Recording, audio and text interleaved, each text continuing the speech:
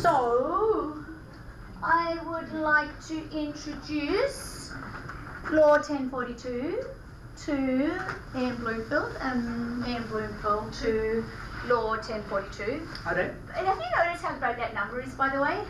Like Douglas Adams, life, the universe and everything. Like, this is the best subject because it has the best number. Okay, just saying. Like, there's got to be 10 of you who understood that 42 was an important number. Anyway, that's my theory. So, you know how you came away this morning feeling a little bit nervous and scared? Hold on to that, because you're going to be a lot more nervous and scared by the time this is over.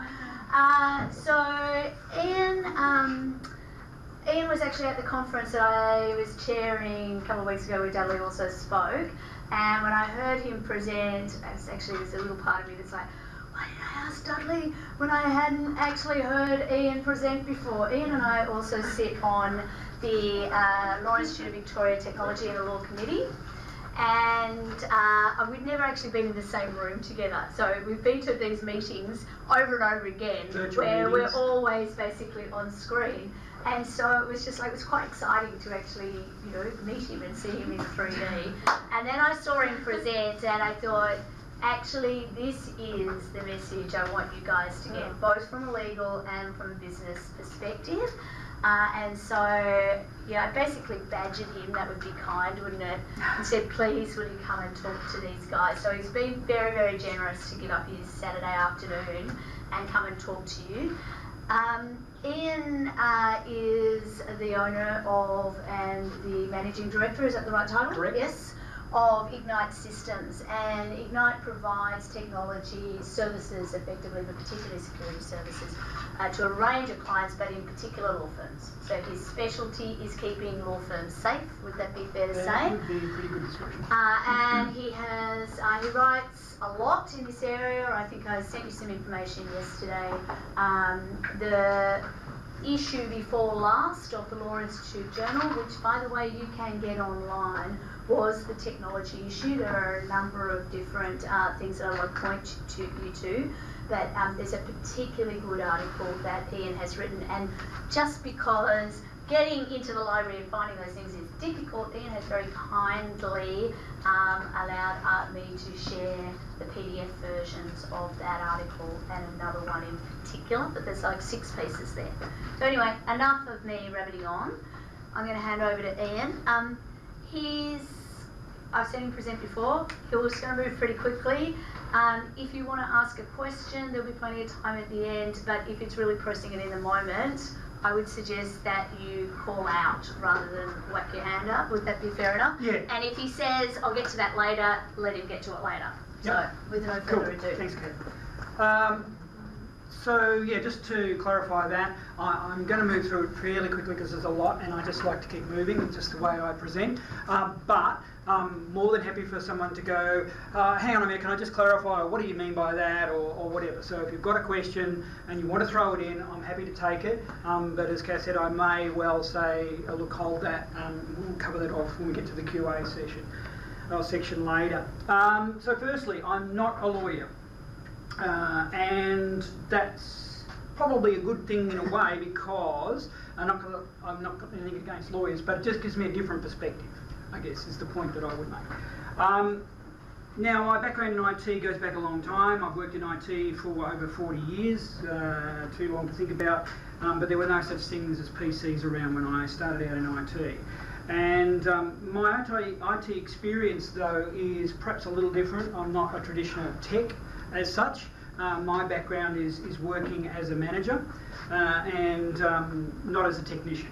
So I've worked in corporates, I've worked in startups, and started out in my own business in 2004, delivering IT services to small businesses. And now our company focuses not exclusively but mostly on law firms.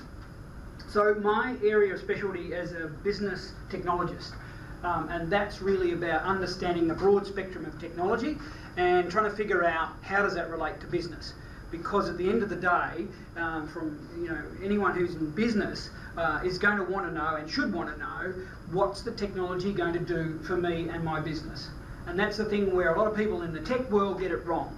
and I've worked with a lot of them, and I've worked with some of the biggest firms, and what they're always focused on in a lot of cases is how can we get this tech into business, rather than how does the tech actually fit. So that's me as a technology, as a business technologist.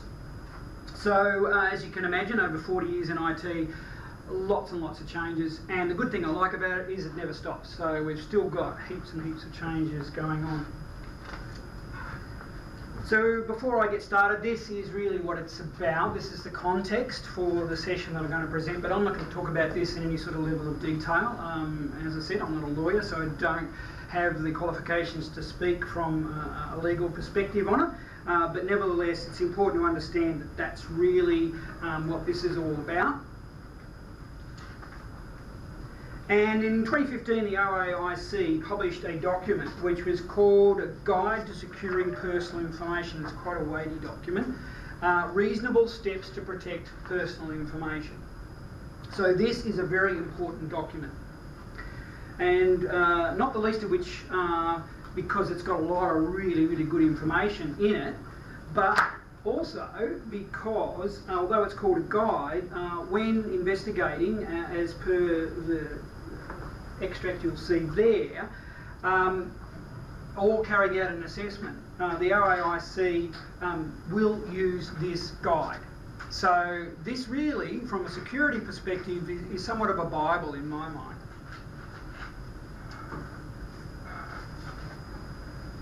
And in the guide, this is the OAIC's definition of information security. So I'm not going to expand on that. I think it's all self-explanatory. So the focus in my session is really going to be on how do you prevent a data breach? Because what you really want to do if you're in business and you're faced with having to deal with a data breach notification is you don't want to have to do it at all. And so how do you avoid that? So in this session I'm going to talk about cybercrime, what it is, its impact, some real life cybercrime experiences that I've been involved with or I know of directly, the trends in cybercrime, where's it all going, and it's going lots of places, advice on how to protect against cybercrime, and explain the importance of a risk assessment. So what is cybercrime? And it can get very messy because whoever you ask will have a different definition of what cybercrime is. So there are many of them out there, including, of course, the legal definitions that you may well be aware of as well. This is just a simple, practical definition that I like to use, but it's probably worth just asking you your thoughts on that.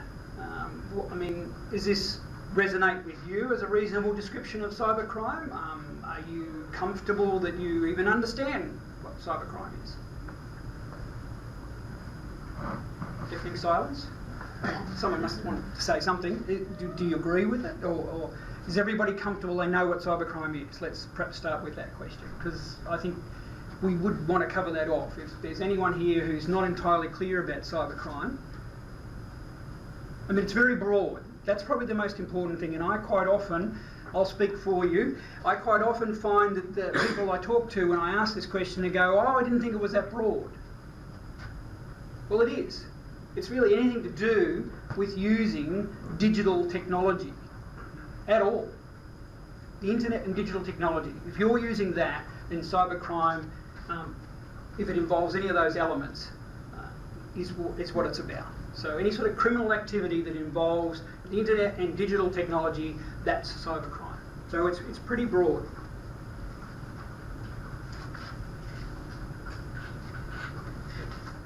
So this is an image that everybody's familiar with, and it really annoys the hell out of me because it's such a misrepresentation, right?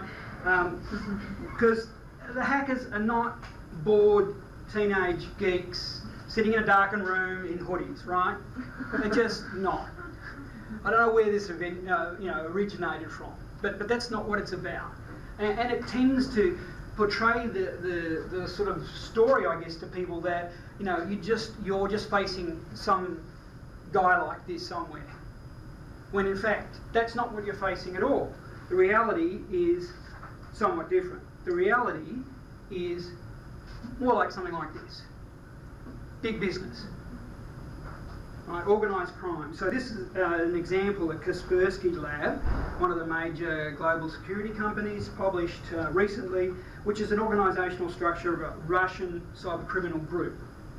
Now, I'm not going to go through all this, and there was a time not so long ago, as of earlier this year, and all of the times prior to that, when I gave these sorts of presentations, when I'd actually dig into this in a lot of detail to try to flesh out how it all worked. The reason I would do all of that was because I was trying to convince people, and I've had to do this for well over 10 years now, trying to convince people that security is something they need to be concerned about. Now, I think I'm past that stage now, and I don't really need to be scaring the hell out of people with convincing them that this is a clear and present danger anymore. Why? Because you're seeing it in the newspapers and television and online, any form of media you care to name, on a weekly basis. Now, thankfully that is the case, because back in years past it wasn't the case. I would see it day in, day out, looking at the forums and the online information that I looked at from the security perspective, but the general public didn't see it. Now they are, which is great. So you're hearing it from people like the Prime Minister, you're hearing it from organisations like the ACCC, you're hearing it from the Australian Law Society, Law Council I should say, you're hearing it from the LIV, you're hearing it from all quarters, rightfully so. So you should have a view that this is something to be concerned about. If you don't, there's nothing I'm going to say today that's going to change your mind.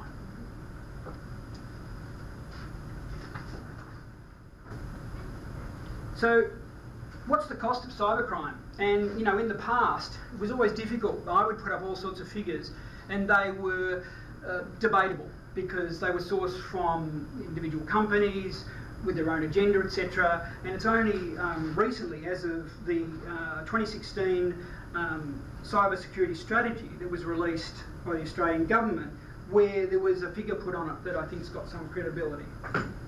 And they made a statement in that document that the real impact of cybercrime to Australia is around $17 billion annually. That's just here in Australia. The impact of a cyber attack, which is probably in a lot of cases quite significant. And not the least of all, if a data breach leads to some media publicity, you can imagine the impact on a company's reputation. And you can expect to hear and see more of that going forward with the data breach notification laws coming into effect. So cybercrime in action mostly involves some combination of theft, extortion or fraud. So let's explore this a little bit further. Let's look at theft, and specifically the theft of information from computers. So usernames and passwords are a prime target. Why? Because they give, you know, a hacker direct access to something such as an email account, online banking, cloud file storage like Dropbox, etc. So nothing better than getting the keys. Right? So if you're looking at a criminal on the street, you're going to be able to give them access to the keys to your house. That's probably the goal that they'd like. Makes life easy. Bank account credentials enable access to transfer funds, and in times past I used to always ask the question, who knows or has had direct exposure to some online banking fraud? And it was amazing. I never once gave a presentation where there wasn't at least a reasonable percentage of people in the room who would actually say yes, they knew about that. Stolen credit card details can be on-sold, or the hacker could use them themselves. But more often than not these days, the information is on-sold. And you get enough of the right information and you've got the possibility then of identity theft. Now, at this point, I just want to pick up on one thing that I didn't mention earlier. By now you've probably realised that what you're seeing up here looks nothing like what you've actually been given in terms of notes, etc. And there's a reason for that. The notes hopefully is something useful that you can take away and refer to. This is really just a bit of an adjunct to me waffling on here. But, you know, the occasional interesting visual, I hope. So, identity theft is an interesting area, and what a lot of people don't realise is that you don't actually need to capture everything about an individual to be able to perpetrate identity theft. Quite often it's very limited amount of information is enough to get you going in some form of identity theft. Can have all sorts of implications, and I could relate a whole lot of stories. I regularly get contacted by lawyers, and even the LPLC refers to me quite regularly in terms of cases and incidents that have occurred, and the things I hear are quite interesting to say the least. So identity theft is going on, it's rife, and it can happen much, much easier than what you might think. LPLC is the Legal Practice Board and Commission. Sorry. Because there'll be people who've done ethics and professional practice management, but others who won't. So that's as close as we have to a regulator, really, in a sense, isn't it? So. And also the insurance arm, if you like, of the legal profession. So when there's things go wrong and there's a claim to be made, they make it on the LPLC. So they hear about all those things. But mostly the theft of information is really just about sucking it up, just sucking up information. Information is where the value lies today. And you can imagine it's not a lot different to business in the corporate world. Think of Google, right? So Google, why is Google as big as it is? Because it's built on information, right? It's recognised that information is valuable. And in the world of cybercrime, it's the same. The focus now is on information, getting information and then figuring out what you can do with it. And that stolen information, as you can imagine with Google, has spent a lot of its time and effort developing very sophisticated tools, and corporates also very sophisticated tools in terms of dealing with big data and data analysis. And it's the same in the cyber criminal world. So those tools, they can access those same tools and do that sort of analysis. So the issue, if you took about 5 years ago and sucking up 5 terabytes of data from some corporate organisation as a cyber criminal, what the hell are you going to do with that? Now it's like, wow, that's great, let's run these tools over it and see what we can get out of it, and in a matter of days you'll have all sorts of gold nuggets. So let's look at a case study, because we want to put this into context in the real world and what goes on. And I'm not going to talk about things, the big things like the Target hack in the US some years back now, where literally thousands of credit cards were stolen, etc. Look, there's heaps of those really big events that you can talk about. But I want to talk about the events that are happening day to day to the organisations and the people that I deal with and the people that you either will be or have dealt with. So it puts it into perspective. So we're going to look at theft here, and a principal of a law firm received an email which looked something like that, appearing to be from a lawyer friend. And there were instructions in the email to click on a link to get information about a business opportunity. So somebody he knew, this is fine, click on the link. And when he did that, he got a prompt, right? And he needed to put in his email and his password, which he did. Now, when I say this, I know a lot of people are going, oh yeah, well that's pretty stupid, I'd never do that. Well, you'd be amazed at what you do when you're actually in full flight in almost automatic mode, right? Subconsciously, you're just going, yes, bang, bang, that's, I know, Jim, Jane, whatever it is. You just do things. I hear this all the time, and when you say to people afterwards, the people who weren't involved say, I would never do that. The people that were involved say, I didn't even think about it. In fact, in this case, the person said, I didn't do that. But we know they did that because we know what followed on.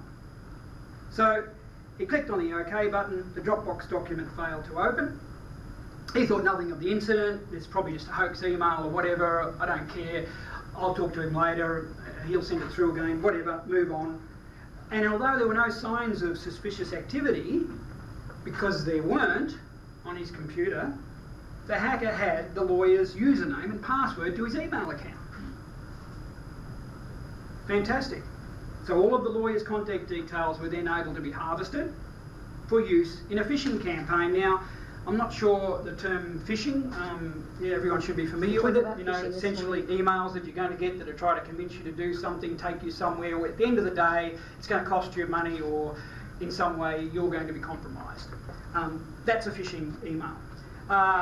And of course, sending out phishing emails, typically they're trying to spoof someone else's as the sender so that you think it's genuine. Well, in this case, the phishing campaign was run from the lawyer's email account because we've got the lawyer's email credentials, username and password. So we can actually send out the phishing campaign from the lawyer's email account. So there's no need to actually spoof the sender's address. It's actually genuine. So all of the lawyer's contacts receive a genuine email from the lawyer, which contains a link to a shared Dropbox file. Now, the link in the original phishing email that was received by the lawyer was designed to do two things. One, capture his email password, which it did quite successfully, and also then to infect his computer, which was going to then potentially capture information or whatever. Now, that didn't happen because the security software that was on his computer stopped that from happening. So here you have a case where the security on his computer did the job, didn't get compromised in any way whatsoever, but his online account credentials are now in the hands of the hacker. So the phishing email that was sent from the lawyer's email account was pretty much designed to do the same thing. So you can see how this is perpetuating. And in every case where there's an account being compromised, all the contacts are then getting this further phishing campaign. Now, the lawyer's Dropbox and LinkedIn accounts were also compromised. Why? Absolutely. Of course. Same password. Use the same password on dozens of accounts. So we were able to fix that when we found out. And we also found out that the hacker was located in Canada, but we didn't know where. We couldn't go much further than that, because that was where he was logging into his Office 365 account, was in Canada. So the lawyer then had to send a very embarrassing email to all his contacts, in some way explaining what's going on here. Let's look at another one, extortion. And an example I guess most people are familiar with is what's called a website distributed denial of service, a DDoS attack. An attack that disables a website, and you would see an example of that if you went to a website perhaps and you got this message, which essentially is telling you this website doesn't exist anymore because it's off the air. And it's really, in simple terms, a massive number of requests that are sent to the website, and that overwhelms the website and causes it to crash. And just think Census 9, earlier this year. Everybody in Australia now knows what a DDoS attack looks like pretty much, from courtesy of Census 9. And in an extortion scenario, what you get then, which didn't happen in the census situation, was it's followed by a demand for money to return the website to action again. And if you're a business like a bank or some corporate, or particularly a company that's doing online transactions, that's probably pretty important for you to get it back up and running again. Another example of extortion is ransomware, and I'm sure most of you are familiar with ransomware in some way, shape or form. We'll talk a bit more about it in a moment. We'll go through a real life example. Typically involves encryption of files on a victim's computer, makes the files unusable, and there's a demand for money in exchange for the private decryption key to recover access to the files. So just out of interest on that one, because that is one that's so common today, who here has had some exposure to it in some way, shape or form? Not necessarily directly, but through somebody you know, business you know? Kath has. No one else? Well, that's pretty amazing. Give it time. If I was to ask you in 12 months' time and I still got a no show of hands, I'd be amazed. So, let's have a look at a case study that involves extortion. So an employee at a law firm received an email appearing to be from Australia Post. Looks pretty genuine. And when these are done well, they do look very genuine. And that was information about a parcel not able to be delivered, asking for confirmation of the correct address by clicking on a link, which they duly did. And then clicking on the link led to a bogus Australia Post website, which looked pretty good because an exact copy, probably changed a little bit now, but that was an exact copy at the time of the Australia Post website. And by completing the details and clicking on the submit button, they ended up with I love the way it has a security, like it actually has a security code. You have to prove you're not a robot before you go to their robot site. Yeah. It's like, oh, you failed, so we're not going to hack you. You're too stupid, you're not worth hacking. That's a good point. Wasn't so funny when this came up shortly thereafter. So the software that was installed was called Crypto Wall ransomware. One of the many variations that are out there. There's lots of them out there. And all of the files, not on the lawyer's computer, but on the law firm's server, were all encrypted. So the law firm ended up not paying the ransom. Interestingly enough, they actually wanted to pay the ransom, they just failed to follow the instructions. Right, so that proves the need to, when you run a scam, make sure you make it really easy for the users. And in fact, a little point that I want to raise here is that most of these now, you buy these in the darknet. No one develops these themselves. That's done by other people who specialise in that. You just buy them and then you run them. Right? So you buy this already made to run. And what you also buy is you buy support. Right? So if you go to the darknet and you look to buy these things, you're only interested in the ones that are going to give you good support. So what they ended up doing was, because they had everything backed up and they thought this is fine, this will put our plan into place here to recover everything, and they called their IT provider, not us, and to carry out the restoration, and they did the restoration, and that was all successful. But here's the thing, right, in hindsight, when you have a think about this, it was 3 hours work by the IT provider to recover everything, right? But that's after they get to site and get started. That's 3 hours, that's when the clock starts. End of the day, 7 people in this law firm sat around for the whole day, couldn't work. Whole day's production essentially lost. Now let's look at fraud. So online fraud and scams, according to ACORN, which is the Australian Cybercrime Online Reporting Network. ACORN is something that the federal government promotes a lot. It's a great place to report, just don't expect them to do anything more. Right? No, seriously. I mean, that is all they really are effective at, is they're gathering data, because there are just countless stories about people who expect ACORN to actually respond and do something, and I've heard of stories firsthand where people are talking about money's $10,000, $20,000, and you get nothing in terms of a response from ACORN. But they will record it, and they're good at that, which is not a bad thing. But according to ACORN, 51% of the reports they receive are essentially fraud related, so online fraud. Most commonly things to do with online shopping, still a very good earner. So auction site fraud, etc. You buy something, you get nothing, or you get something that's not what it was supposed to be. But scams can be a lot more sophisticated than that, and certainly there are plenty of those around as well. And this is a good one that's quite topical. This is one that's been promoted in the media, certainly in security circles, highlighting it as something that's getting a lot of attention in terms of the type of cybercrime that's out there at the moment. And of course, like most cybercrime activity, it involves social engineering. So at the end of the day, social engineering is actually the foundation for probably 80 to 90% of, or maybe even more than that, of cybercrime that goes on.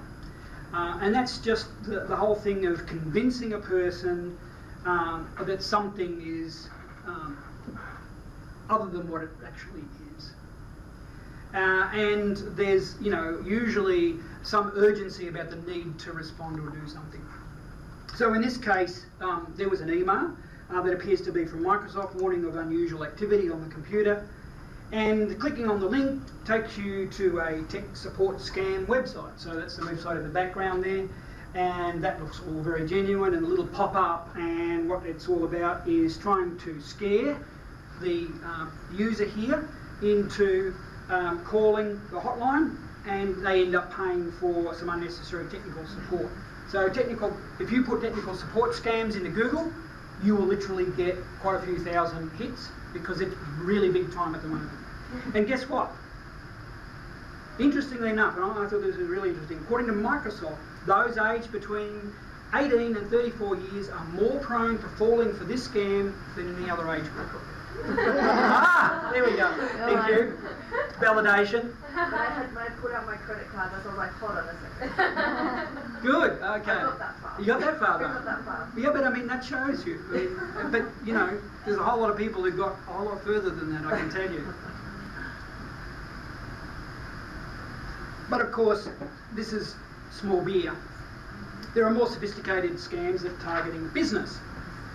And business email compromise is the umbrella they tend to come under. So there's an acronym for that, of course, BEC, BEC. So you'll see BEC, put BEC, scam, and you'll get a few thousand hits in Google. Typically, BEC involves leveraging inside knowledge about a business and impersonation of someone via targeted email. And the bottom line is you're trying to defraud an organisation. So some recent examples of business email compromise scams in Australia. This is one of Brisbane City Council, $500,000 almost. This is the Weekend Australian, just highlighting this. So this is mainstream media actually giving it some coverage, which is good. Oh, by the way, the first one back there was the FBI. I didn't mention about that. So the FBI were the ones who probably first highlighted this globally. That's why it's such a sexy acronym. Yeah, well, they were the ones who came up with the acronym. BEC. Yeah, they did. So it's an FBI acronym. So Ballarat Hospital last year, 2 million. None of it recovered, as far as I know. And this is just another article highlighting the value of money that's going west. Interesting, it says tops 3.8. When you think about the Ballarat one was 2 million, just one. I think it's probably a lot higher than that. So, you know, business email compromise. Now, let's look at a case involving fraud and let's bring it back to, you know, something that's more, I guess, local in terms of what you and I might be involved with. Email correspondence between a law firm and a client on a matter involving a settlement. Not uncommon. The scammer had compromised either the lawyer's or the client's email account. Now, in this case, both of them claimed, oh no, my account's fine, it wasn't me. And of course, there's no way to prove it either way, because if you think about what happened with that other lawyer, no one actually hacked anything. The person volunteered their credentials through the scam. So how do you know? But we know for a fact that the only way this scam could have been perpetrated is because an email account got compromised. So the scammer identified the email conversation as an opportunity. So as I've said previously, they can get through all of the information very quickly and be able to figure out what's of value. This is a conversation that's got a transaction involved. We're going to get in on this. And the scammer quickly moved then to put together a scam based on that conversation. Sent a convincing email to the lawyer appearing to come from the client because they had all the things that they needed to know to make it look good. Probably a little different to that. I like that. The client asked for settlement money to be sent to her bank account as she was too busy to bank a cheque, which was what the original arrangement was. So, the lawyer did as he was requested. Did the transaction, and the money was transferred and ended up in the hands of the scammer, somewhere on the other side of the world. So the scam was only realised after the client contacted the law firm asking what had happened to the cheque, where's the settlement cheque? Oh, we already paid it. What? What do you mean? So this was actually a case that came through the LPLC and I got asked my thoughts about it. And they actually put out a bulletin or something on it not so long ago. So that's some examples of how it happens, day to day, day in, day out. So let's look at the trends, because what we want to think about is not just what's happening here and now, but what's going to be happening going forward. And I want to talk a little bit about the broader trend, and the most concerning trend in cybercrime is being driven from places like this.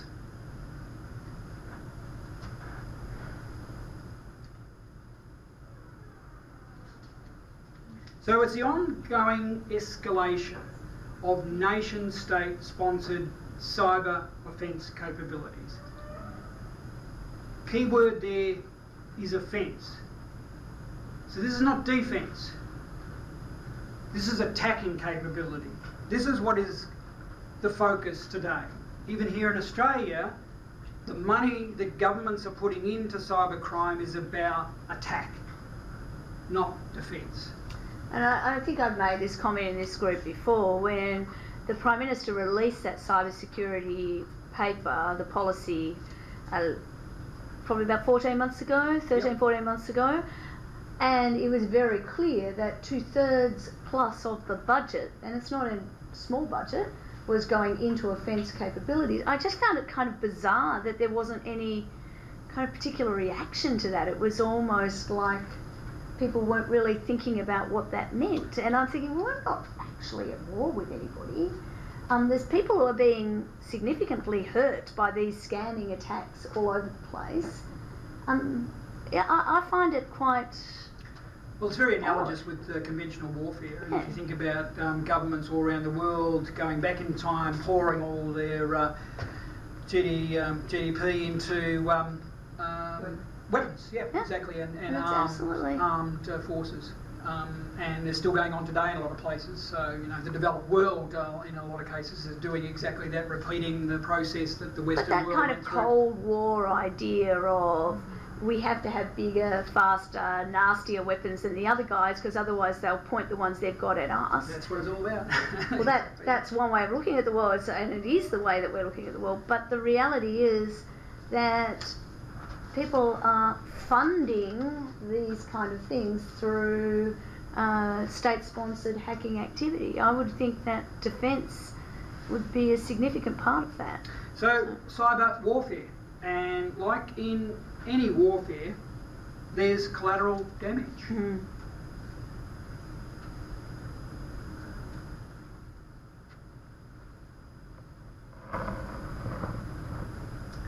So, the WannaCry ransomware attack made use of exploits that were developed by the US National Security Agency, NSA. WannaCry propagated very rapidly, using an exploit called Eternal Blue. Now, the NSA had previously discovered a vulnerability in the Windows operating system, but instead of reporting it to Microsoft, they thought, oh, we could actually use this ourselves. So they created an offensive cyber weapon called Eternal Blue. But as with the traditional arms race, as we've already mentioned, soldiers and weapons can end up being used for all sorts of causes, good and bad. And that's what happened here. So there was a leak from the NSA treasure trove of weapons, and the bad guys got hold of it. So this is going to be an ongoing thing. Leakage of expertise, skills and tools from nation-state cyber bodies to the private sector. And that's going to be an ongoing problem. So stay tuned for bigger and better weapons. So let's look at some specific areas in terms of the trends and look at data breaches and what's going to be happening there. So the factors here, as with legitimate business, as I mentioned previously, cybercrime is all about data. So, you know, whether it's credentials, credit card details, email, personal information, whatever it is. So stolen information is now becoming highly commodified. So you go into the dark net and you can buy and sell anything in terms of data. Credit cards today are worth less than $1, even less than 50 cents in some cases to buy each. But the upside to that, from the criminal's point of view, although it's highly commodified, guess what being highly commodified means? It means you can buy and sell really easily, right? Because you think about, say, drugs, for example. As soon as it becomes commodified, then it's really easy to get hold of it. It's really easy to buy and sell it, so therefore it's really easy to make some money, even though the amount we're making is a lot less, because there's no monopoly with just the experts who can do it anymore, but everybody can be in the game. So that's what's happened. So stolen information is now being sought after more and more. So just grabbing information, because I can sell it. I don't have to do anything with it. If I can grab some information off your computer or that business, I can sell it. I don't need to do anything with it. I can just sell it. So the trend is going to be more on small businesses because they're less secure. There's going to be an increasing risk of public disclosure through that, because the fact that just so much information is awash out there, then obviously the consequence of that is there's going to be more public disclosure happening. And also there's going to be the possibility of aftershocks. So if you think about that lawyer with their contacts that was harvested and used for their phishing campaign, what do you think that scammer's likely to do with that information? They've run their scam. There's some value in that, so we'll just put it on the darknet. So then that collection of contacts from that lawyer and all the other ones who got compromised down the track, that all ends up somewhere out there in that big pool, washing around, and somebody picks it up and decides to use it for some scam, and all of a sudden that might become public. And you don't know when that's going to happen. So data is never lost. This is the thing. You think about Google sucking up all that stuff, none of it gets lost. And it's the same in the cyber criminal world. It's there now for all time. So there's going to be an increased level of reporting through things like the data breach notifications, of course. So all of this is going to lead to more publicity. Ransomware. Now the biggest driver here is that it works. It works really well. It's very profitable. So it's not going away anytime soon. And the off-the-shelf products are so readily available. And things like Bitcoin is fantastic because it means the ability to anonymously process payments is a godsend to the cyber criminals. So what's the trend? Increasing focus again on small businesses because they're not prepared and they're more likely to pay. More variants are evolving more quickly. So there's so many more variants. Almost weekly I'm seeing reports of new variants out there. So that's about cyber criminals trying to stay ahead of the game. And it's more likely to involve other more complicated things like data potentially being stolen. So instead of being nice and clean and simple and you pay your money, you get your data, access to your data back, perhaps they've actually stolen a whole bunch of that data as well. Or perhaps they've implemented a backdoor on that server so that that's all over and done with, but they're now spying on what's going on that server because all you were focused on was getting access to your data back, and you've got that, you've paid your money, you think they're all legit and professional in what they do, so they're not going to do anything bad, are they? I paid my money and got my stuff back. But guess what? There's some other things going on there. So they're going to get more complicated, and there's going to be other extenuating sort of circumstances that potentially happen. And so you'll see that happen. And the other thing you're going to see are things like, for example, NotPetya, which was another sort of example of an epidemic, if you like, somewhat similar to WannaCry earlier this year. Well, NotPetya actually looked like ransomware, but if you paid your money, you got nothing back. It was a disk wiper. So it actually just wiped the disk. There was no way to recover anything. So it was actually an offensive weapon. It wasn't designed to actually make any money at all. It was just designed to create chaos. So I haven't mentioned the word like ISIS or those other organisations, of which there are plenty out there, potentially getting into this game. But if you have a think about it, how hard is it? Cyber terrorism. So, So if you want to think about where the trends are likely to go. Petya? Sorry? With Petya, it didn't actually ask for ransom though as well, did it? It did. It did ask for ransom. Yep. Okay, I didn't realise that. I thought Yep. it just went straight to wipe. No, not Petya was Petya, but actually not Petya because it was based on Petya, but wasn't. It had all the appearances of ransomware, but it just didn't allow you to recover it. All right. It was actually a disk wiper. I think WannaCry was credited to North Korea. Yeah. NotPetya was, I think, the Russians, and it was primarily targeted at Ukraine, as a lot of things have been. So yeah, what's the trend? Again, increasing targeting, small businesses, as I said, and yeah, that's a common theme across the board. Business email compromise we talked about. The biggest factor here is email is just simply inherently insecure, all right? And that's a shock to a lot of people, but the bottom line is if you send anything of a sensitive nature through email, well, be it on your head when it ends up in the public arena or in the wrong hands, because it's not secure. Bottom line, email is simply not secure. And you'll see something further highlighting that later.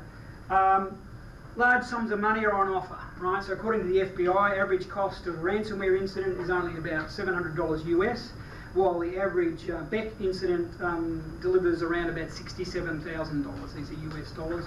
So much bigger earner, and the availability of better tools to analyse email, identify opportunities of course, and the availability of inside information from social media, which means that once you've got access to an email thread and you can see that conversation going on, like the case with Ballarat Hospital, you then get online, you look at the social media and you see what's going on with the individuals who are involved here and who's who in the zoo, and you can very quickly figure out what's going on in that organisation. That all helps to build out the scam that you're going to perpetrate. So the trends on the increase, again, targeting smaller businesses. 243 victims of BEC fraud reported to ACORN in the first quarter of this year. FBI reported a 2,370% increase in BEC losses over the last 2 years. And there's the potential for this to move to assets other than money. So in the US it's already happened, where they're moving to obtain social security numbers and things like that. So it's not just necessarily about money. Again, it's getting to that whole broader thing about information and the value of information. Mobile phones, I just quickly mention, untapped gold mine for the cyber criminal. Think about all the information you've got on your phone and all the things that you use it for, right? And you don't need to go any further than that. And if I could have access to just everybody's phone... I need to give Kelly a glass of water. I'm worried about it. Just this room, just everything that's on all your phones, if I could just push a button and have that, I could probably get away with quite a few things, right? So a gold mine. So what's the trend? Well, the trend is what I've been saying now for some time, which is that watch this space. Because you can guarantee there's a lot of people working very hard. What you're already seeing is an increasing number of fake apps. So that's one easy way to get access to a phone, compromise a phone, fake apps, a lot of that going on. And you'll start to see, as a consequence of that, more focus on specific security software for phones. So you'll start to see that take off in the next 12 to 18 months. Let's get on to the other area, which taking action, as I've said, and avoiding becoming a victim. So, taking action, needless to say, is an imperative. And I'm going to talk now about where you can be most effective. Now, there's a couple of handouts there, documents that I put together for the LIV. One is Cybersecurity Essentials for individuals, and the other is Cybersecurity Essentials for law firms. So they're all on Canvas for you? Yeah, I do recommend you read those. I've put them in a cloud environment, you'll be pleased to know. Excellent. All right. And I can't take the credit for having come up with all of that miraculously myself. I mean, I've just been working in terms of collating what is best practice. One of the things that we do as an organisation constantly is looking at what's best practice. And that represents what I believe is best practice. So accounts in the cloud are public facing, as we're looking at there. All those and a whole lot more. And so passwords are much more important. So let's look at why and how you can mitigate the risk. So here's a good analogy, I think. I've used a few, but I think this is a reasonable one. You've got a personal diary, and let's say it's a very conventional one like this, right? Think back in time. And you put all your personal information, so every day you're documenting all this personal stuff about what's going on in your life, and therefore you decide you'll make it secure, so it's got this nice little lock, right? It's not terribly fancy, but what the hell, you're keeping it in your drawer in the desk at home, so the home's pretty secure, right? So maybe you've got locks and alarms, whatever. So you're not too concerned about that, right? Are you? Now let's take that diary and I'm going to put it here in this library. So now, are you still happy with that lock? Maybe not.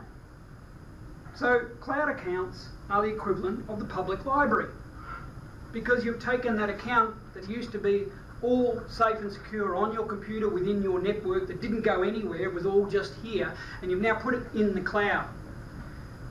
Right? So the only thing that is stopping people getting access to that diary is that puny little lock. That's your puny little password. So how hard is it to pick that lock? That's the question. So passwords are very, very important, and one of the articles that I wrote is all about passwords.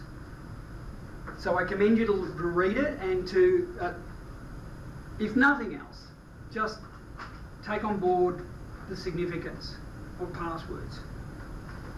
They have to be strong, they have to be different, every single one. You know how many passwords I have to manage? Last count, in the order of 200. And they're all different. And they all satisfy minimum standards.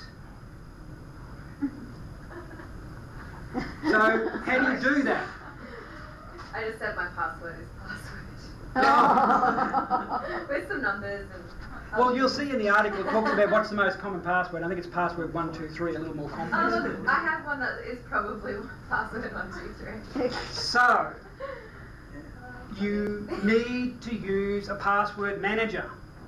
Alright, there is no ifs, buts or maybes anymore. This isn't something where 2 years ago I said you should or it would be useful. Now I say you have to have one. If you do not have one, you are not complying. There is no way you can comply. You just have to have one. Don't you say in the article if you get the password to the password manager, then you have access to the password? Yes, you do. So don't make the password to that password. But here's the thing, right? You make that password very secure and you write it down and put it in a bit of paper in the drawer somewhere. Because the reality is that will be so much more secure still than what you're doing at the moment. It's all about risk. Right? At the end of the day, you're never going to reduce your risk to zero. Right? This is the reality. Anyone who thinks that is kidding themselves. The risk in the world today, walking out on the street, breathing, whatever it is a risk, right? And the cyber world's no different, except it's probably a little riskier than most people realise, because it's the Wild West still. So you have to manage your risk. It's about risk mitigation. We'll talk more about that. Alright, so you need a password manager. That is not a password manager. I totally probably have that. Done that somewhere. Alright, so for a business, have a password policy. Enforce the password policy, because having a bit of paper with a policy is worthless if it's not enforced, and you can enforce it today. Provide your staff with a password manager. Heaven forbid you actually give them something to do what it is you want them to do. We do that, and we're actually doing it for our law firm clients. So we provide a service where we will provide everybody in your organisation with a password manager, and we will manage it for them. So when they lose their master password, we can actually reset it for them. We can't access anything, but we can at least do that, so we take that problem away. Two-factor authentication, and again in the article it talks about two-factor authentication. If you've read it, then you would probably have some idea about it if you haven't already heard about it. But essentially it provides the need to have something additional to the password, which is a separate authentication, which is either something you have, token, or something that you have, like an app. I've got two on here. Or it could be something that you get, like a text that sends a code to you that comes through that way. Or it could be something that is inherently you biometric. So iris, finger, voice. This is the most simple way, as I mentioned, which is that it's an app on your phone. So you put your password in, you go to log in, but then you have to actually respond on the app on your phone. That's the two-factor authentication. There's information about where you can check all of the different online cloud services that are supporting that. It's interesting, when I started as a lawyer, we started using email out to clients, so we're about 10 years into being a lawyer.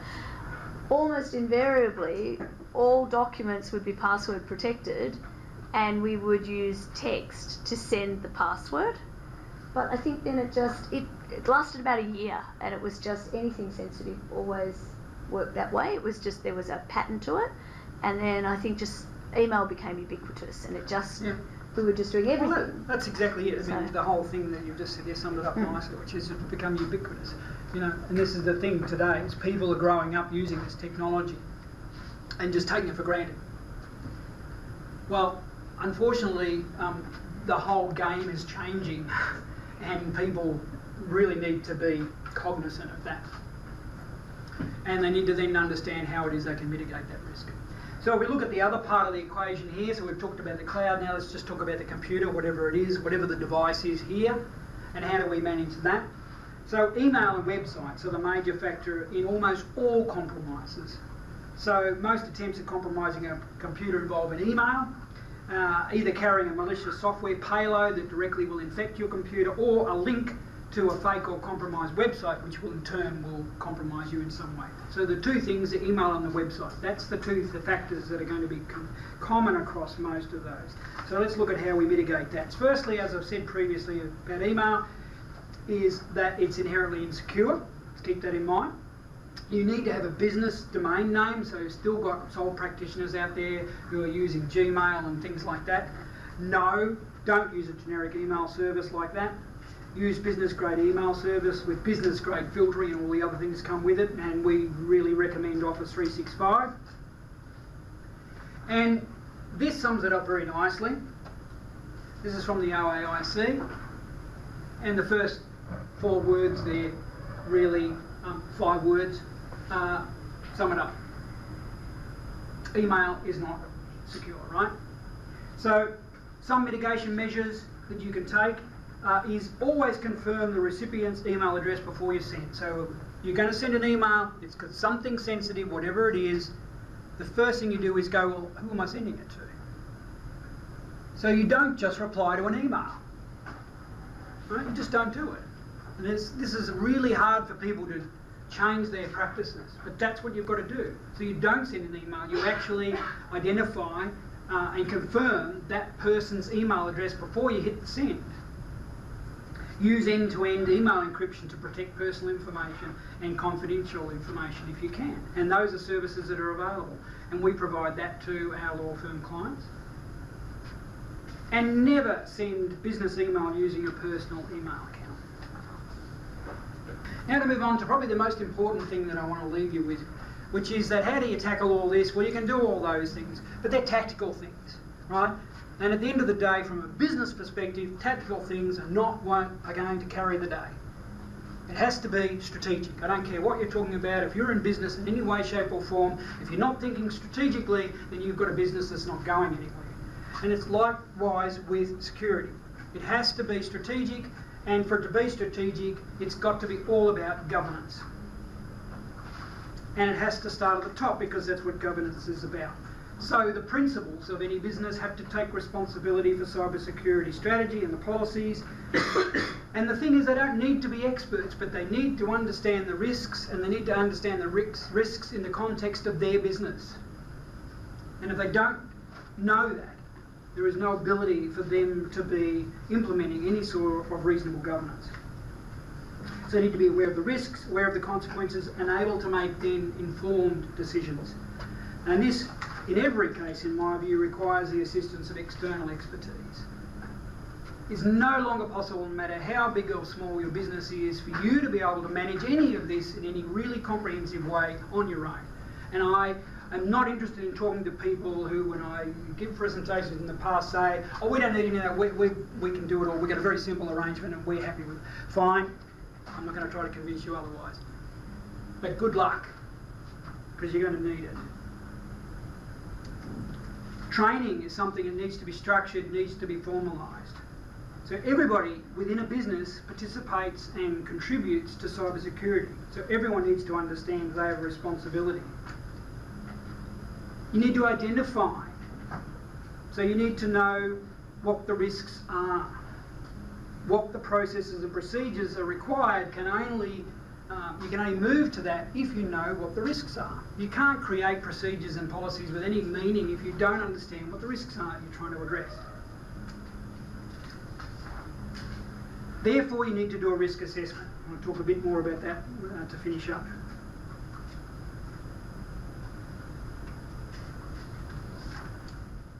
Everybody needs to understand what their responsibilities are.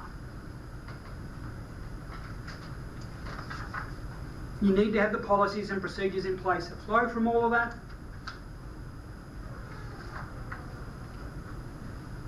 And you need to have a business continuity plan. So, by the way, I've just written an article on business continuity plan, which LexisNexis are publishing, I think, either this month or next month. If you're interested in that, it's on one of their what do you call it, distribution. Their services, online services. Anyway, depending on which one it is, we might have it in our library. Yeah, but if you want to send me an email, I'm happy to forward it on to you. I'm allowed to do that. So. Oh, fantastic. But only after it's published. Just drop me an email. So to that end, my business card's there and some information about our cybersecurity assessments if anyone's interested. So moving on quickly. This is where the OAIC talks about the talks about risk assessment and the importance of having that.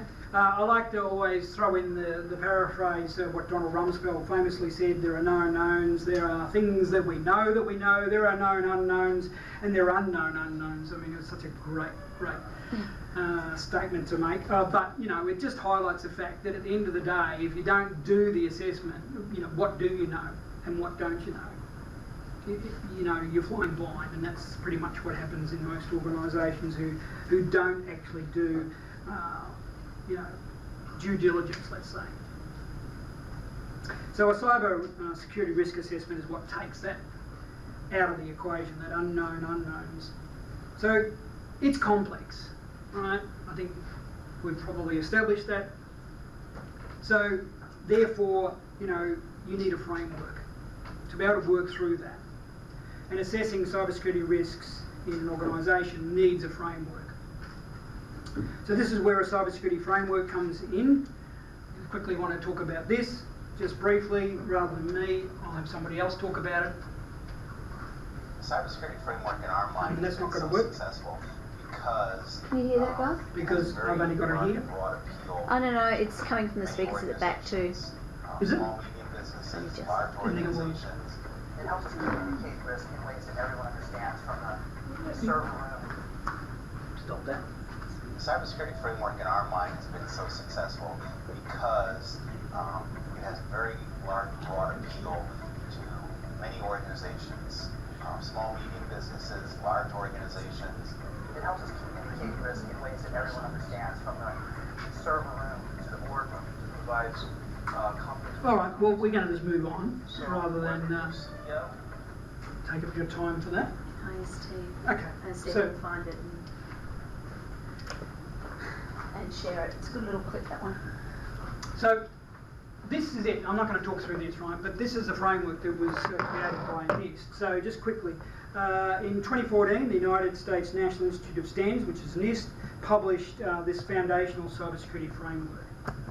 And the significance of this is that it was originally intended as a guide for operators of critical infrastructure in the US. So this was at a time when in the US, the government wanted to take action to protect critical infrastructure. And so it tasked NIST with coming up with this. And it was adopted by organisations for that purpose. Very quickly it became something as a standard and adopted around the world, not only by public companies, but also by private companies. So it's a pseudo standard now. And we looked very briefly at a video that we could not hear, so we'll move on. So we've developed a variation on that. So this is our own cybersecurity framework based on the NIST one, and it's specifically for small businesses and law firms in particular. So just very quickly, I just want to jump through these and we'll wrap it up. So just to break up those elements, if you like, the identify component, which as I've already mentioned is the starting point, which is identifying things like the data, right? Data is the foundation for security. So you need to understand where the data is, how the data is getting processed within your organisation, and where it gets stored. And then more important than all of that is who has access to it. And it's amazing, it sounds simple, but I can tell you I haven't been to a law firm yet who's actually doing any of that. So that's the starting point. And then you need to have some policies in place at a high level. And then you move on to the protection element, which is all about assessing the ability to protect data, devices, systems and facilities. So there's a comprehensive look across everything to see how well it's all been protected. Then you've got the detect, so the ability to detect. So when we go into a business and we're doing this on a regular basis, we're looking at, well, okay, so you've got all this great stuff that it's in place, but do you know it's working? Are you actually looking at what it's doing, what it's detecting? Is someone actually getting reports and analysing stuff? Then the response. So, you know, what sort of responses are happening when things are being monitored, being detected? What flows on from that? And how is that documented in any way? And then the recover. This is the important bit, because when worst comes to worst, how do you recover? And a classic example of that is a case in point with one of our clients who's got a website hosted somewhere. So it's not one of the websites that we build or host, but it's hosted by a very reputable company, a large Australian company with data centres in Sydney. Yesterday afternoon there was a power outage and the data centre lost all power. The emergency power came into force, which is all great, tick, but the cooling systems failed. Data centres, lots of computers, lots of heat, very quickly reached critical temperature, shut everything down. And as of this morning at, I think, around about 9 AM, they finally got their last systems back up and running. And I can tell you, I was following the thread last night online, and there are a lot of organisations like us, who are managed service providers with multiple clients, who had their sites all hosted there, who said, well, our clients are not going to accept us using this service any longer. We're moving as soon as we can get access to our data again. And there's a whole bunch of clients who are just taking, you know, literally 10, 20, 30, maybe 100 of their clients with them within, you know, probably 24, 48 hours of this being recovered. So recovery is absolutely essential. And that's the thing where, you know, it wasn't properly tested. We were looking at a law firm just the other day, and according to the IT service provider, they had hourly snapshots of their server, and they could recover everything on the server. When I asked the question, because according to our assessment, it was just technically wasn't possible. We said, has it ever been tested? No. So having a framework, doing the assessment, and making sure that that's all driven by governance is where it actually has to start, you know, from an organisational perspective. All right, so it's at the top, and then it filters all down, because you can't implement that sort of cultural change that we're talking about through just being tactical. All right, so you could go into an organisation and you can be as determined as you like, but you are going to have very little effect overall unless there's something being driven from the top that is bringing about that sort of change right across the organisation. Thank you. I know I've taken up a lot of your time. Do appreciate the fact that it is a weekend, of course, so hopefully They have to stay anyway. the use of your time has been somewhat effective, and I'm open to any question you like. Go. When we talk about governments investing in cybersecurity as an offensive Weapon, yeah. are we talking, or maybe we don't know, about attacking particular business, like overseas businesses, other governments, or is it for attacking like an ISIS website? All of the above. Yeah, okay. All of the above, yeah. So if you look at what happened with, I can't think of the name of it now, but the attack that some years back now where the US attacked the Iranian capability for their nuclear program, their centrifuges, they actually self-destructed all of the centrifuges in this Iranian complex through a hack. Yeah. So that was an offensive weapon against, it could easily have been against ISIS or any other, What's the difference body. between doing that and like North Korea? Sorry? What's the difference between Iran and doing that with North Korea or Russia? No, nothing. Absolutely not. And if you look at what's been going on with Russia and the Ukraine, there's been, at last count, 3 major power disruptions in the Ukraine over the last 18 months, all caused and known for a fact have been caused by Russia. Now the thing is they've got a very nice arrangement in Russia because they actually don't have any official groups doing any of that. So they sponsor it. They have sponsored groups. But if we look closer to home, there's a strong assumption that the Australian government is using technologies to look at what people smugglers are doing. Lots of people will have different views on whether that's good, bad, legal, illegal, but at the end of the day we don't know what they're doing. We just know there's policy paying for it. Sorry, Michelle. Norway received, they put an order for the United States to make F-18 jets, and it's come out today that, I don't know whether it's America just doing it, but the information that Norway had when they were going over particular countries actually was just given, or I think it was a program in the jet itself that actually gave the information to the United States at the same time. But it's one of those things where, is it a mistake in the software that they didn't realise until they've realised all this confidential information that actually is available now to the United States? And look, this is a really important point that I want to bring us into, and we'll talk about this more on the last weekend, but it's really easy for us to think about computers, phones, cloud.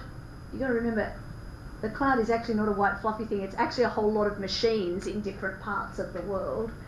But we think about these digital technologies, but in an Industry 4.0 world, in an Internet of Things world, so many things are interconnected and able to talk to each other in ways. And that ability to aggregate data means that, as we move towards self-driving cars, for example, every automobile that's rolling off a production line somewhere in the world other than Australia at the moment is filled with electronic devices that can connect to the internet in some way and can record data, can self-diagnose what they're doing, and ultimately are moving towards autonomy. The singularity is a thing. It's not a stretch to think about only a year or two down the track, and you think about the amount of information that can be captured from your phone, and then a lot of that I'm telling you right now has been captured, and locational data, etc., unless you've actually deliberately turned everything off, can potentially be in all sorts of people's hands, and you don't necessarily know. So you've got that. The car, as Kath said, is going to move to the situation where all of the information about what you're doing with it, how fast, how far, where, when, all of that will be captured. So once it's captured, the ability to aggregate it, as Kath said, then you know the sky's the limit. So you move on to home automation, right? We haven't progressed too far here. I'm worried about you, Kelly. I've already thought about this stuff, now you're just confirming it. I mean, the US is more advanced than here, but home automation's a big thing. So the home automation is connected in. So then you've got home automation and the Internet of Things. So all the stuff that's part of the Internet of Things at home is all then hooked into your home automation. And of course your car then connects in with that as well. And then your phone. I don't need too much more than that, and I will know what you are doing and everything about you every second of every day of your life. That's the reality. Well, and there are predictive analytics now that, it's a different class. I'm in love with Spotify, and I know it loves me. It can predict things that I wouldn't think I would like before I realise it's, you know, and I think if it's something as simple as that, what else is there out there? Well, let me roll in something else just to really give you something to think about. Think about DNA sequencing. Well, some of these guys are, in fact, thinking Right. about DNA sequencing. Right, so think about that.